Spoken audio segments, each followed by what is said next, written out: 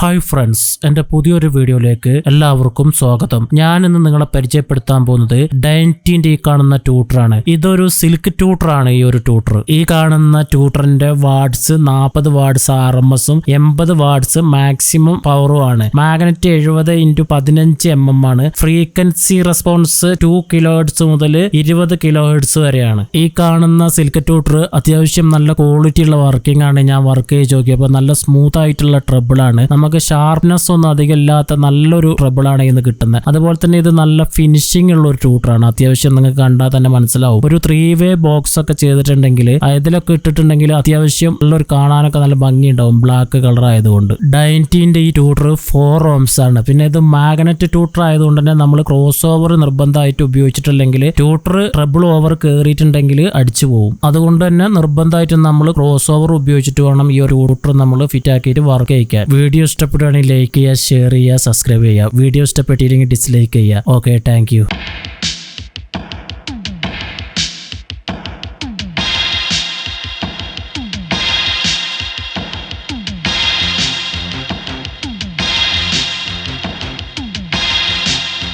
ഈ ഒരു ട്യൂട്ടറിൻ്റെ working video ഞാൻ എൻ്റെ ചാനലിൽ അപ്ലോഡ് ചെയ്യും. അപ്പം നിങ്ങൾക്ക് കയറി നോക്കാം. ഇപ്പം ഞാനിതൊന്ന് പരിചയപ്പെടുത്തിയെന്നേ ഉള്ളൂ.